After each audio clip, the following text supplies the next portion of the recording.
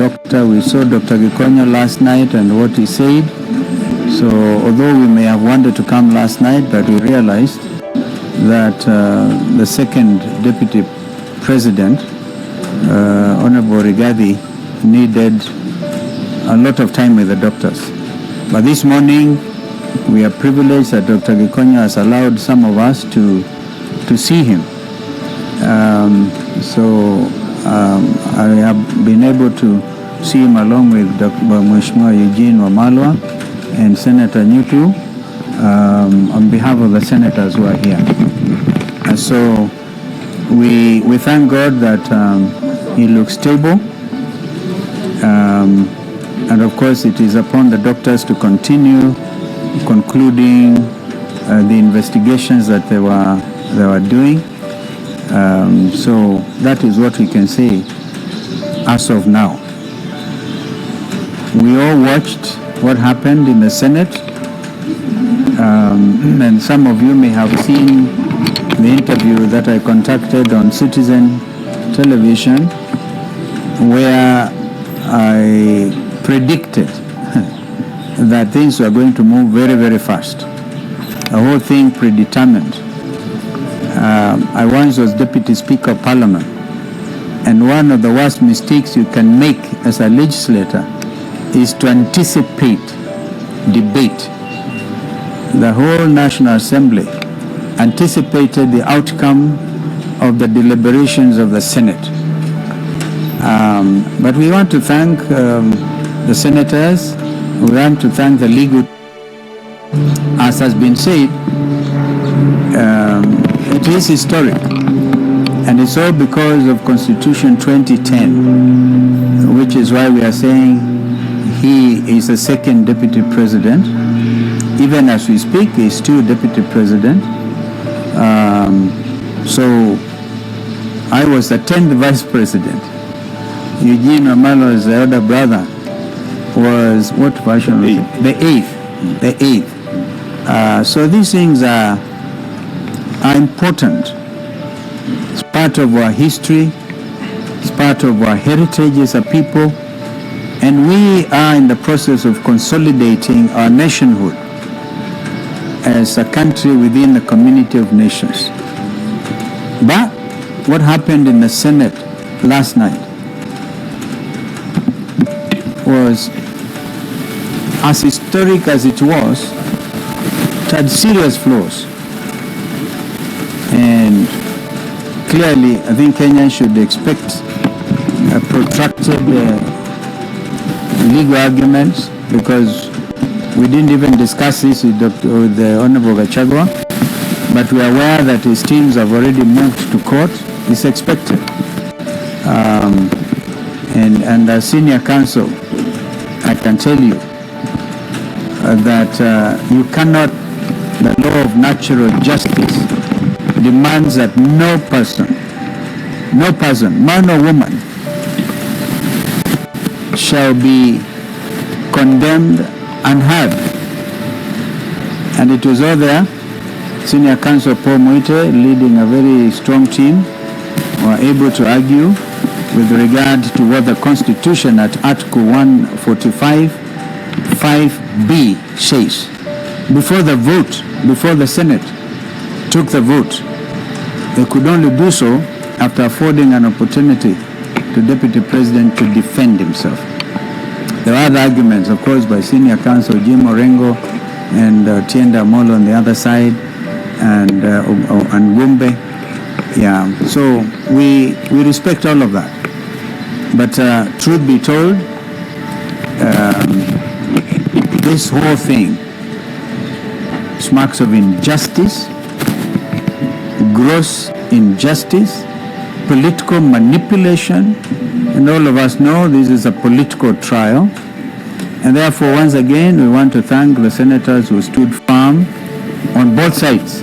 We can't condemn even those who voted for the impeachment. We can't condemn. They did what was their responsibility, regardless of what may have happened in the back rooms or wherever. And then the country continues to learn a lot from this impeachment process. So once again, we wish Mheshimiwa Rigathi Gachagua a very quick recovery, and we thank God that he has spared his life. He is the giver of life, and by his stripes, we believe that Gachagua will be healed. Kama kuna kitu mwenzangu angeongeza, anaweza kuongeza, and one senator maybe, the ones who are on the kwa Kiswahili ndio nikusema, basi nikusema kwamba tumemwona napata fursa ya kumwona Mheshimiwa Rigathi Gachagua,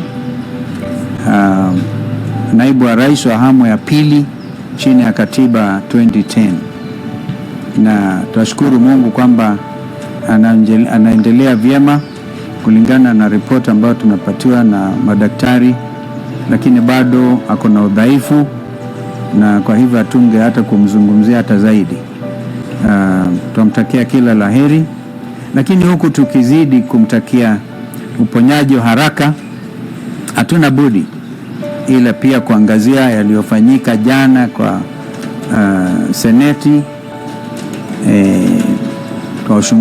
Tuwapongeza wale maseneta ambao walichukua msimamo wa kikatiba, lakini kama wanasheria, mimi mwenyewe najiunga wazi na yale ambayo Mheshimiwa Senior Counsel Paul Mwite aliyazungumzia juu ya ukiukaji wa sheria kikatiba na mambo yao, na hayo maneno ni wazi yataangaziwa kindani sana kwa mahakama.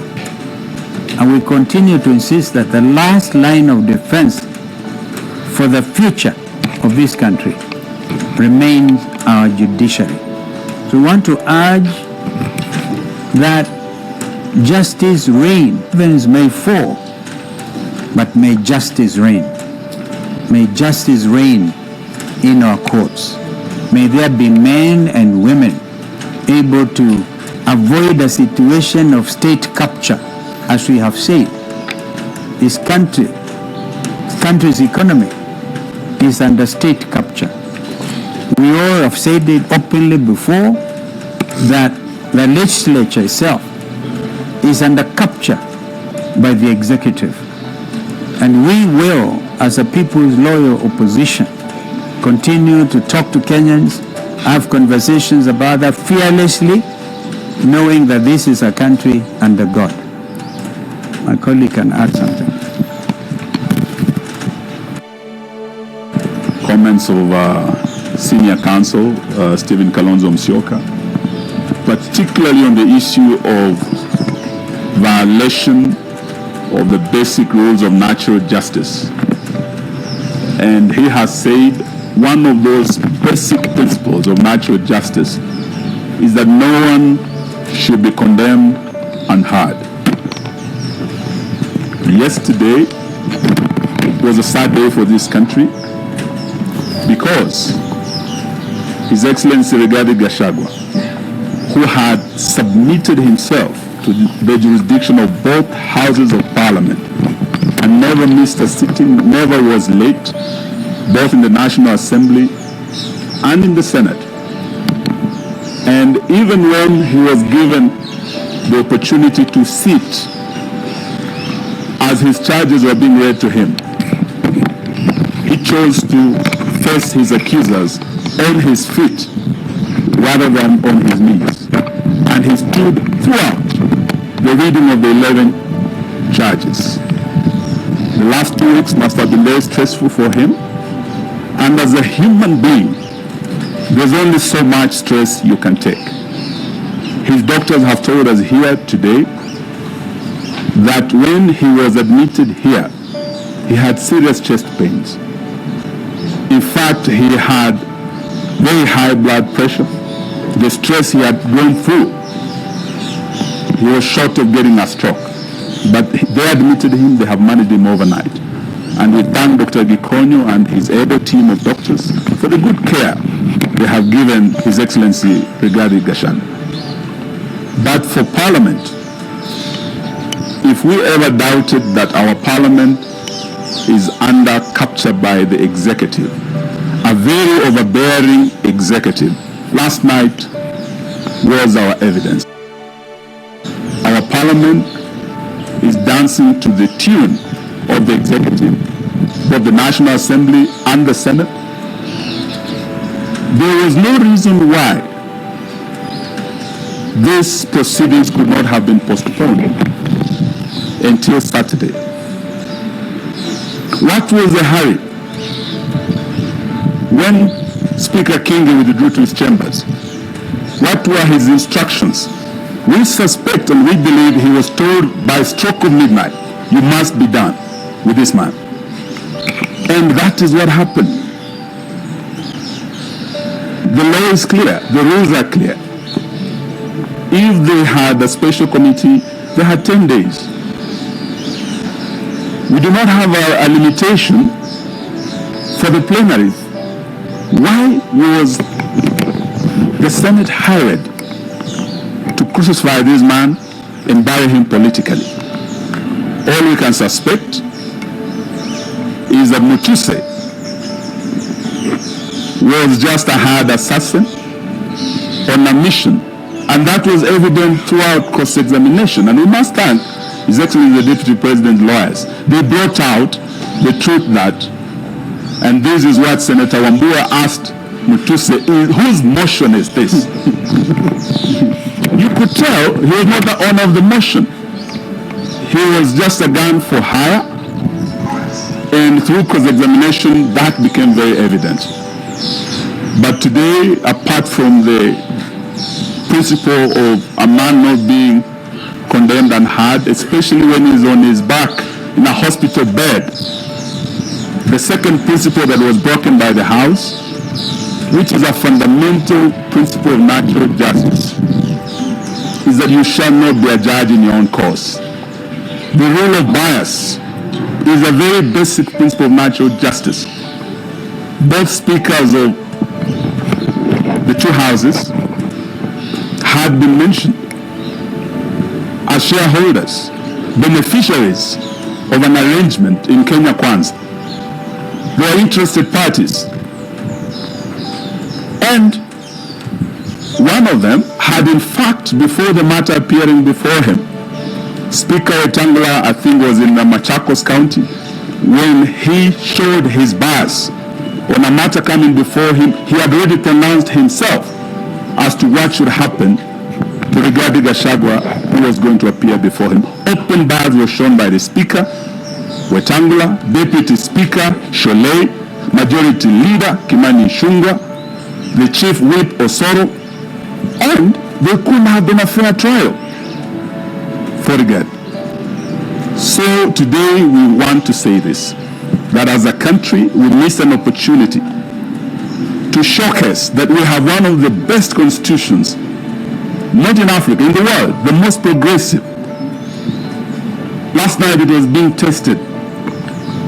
As a country under the rule of law, we should have respected and observed the two principles, fundamental principles of natural justice, and we let our country down. However, all is not over. As His Excellency has said, our last line of defense is the judiciary. We pray and we hope, as His Excellency's team appears before court, they will do justice. And this is what the Senate should have done. They were not politicians last night. They were jurors. They were judges. They should have been fair. They should have allowed time for Gachagua to defend himself. But this will be a basic ground upon which I believe the decision of the House can be invalidated and justice shall be done. This, we want to say thank you to our senators. Our leader in the Senate, Senator Wambua of Kitui, I think captured everything Azimio stands for. Our leader in the National Assembly, Honorable Robert Mbui, spoke for all of us as Azimio. But their counterparts in ODM spoke a different language.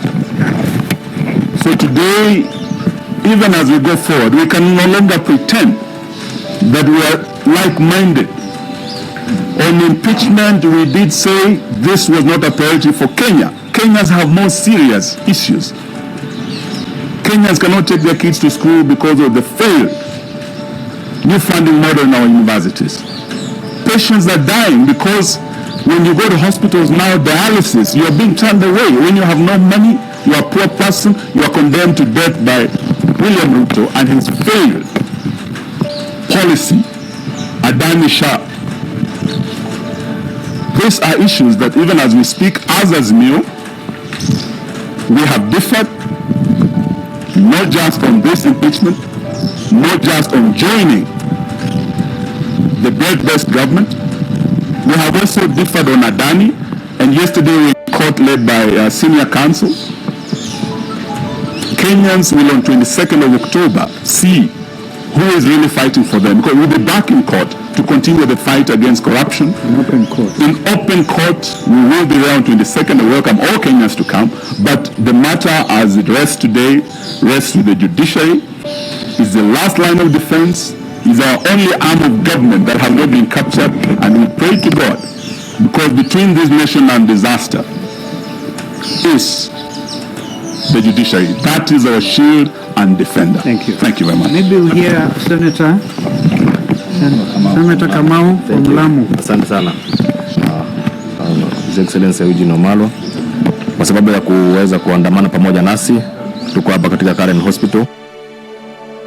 Tumekuja hapa asubuhi ya leo kuja kuona His Excellency the Deputy President Gachagua, ambaye nyote mnajua kwamba kuanzia jana aliweza kuletwa hapa akiwa mgonjwa na anaendelea kupata matibabu. Tumeweza kuongea na daktari ambaye anamhudumia na amesema kwamba bado matibabu inaendelea na kwa sasa hawezi kuweza kuongea kwa sababu anaendelea na matibabu.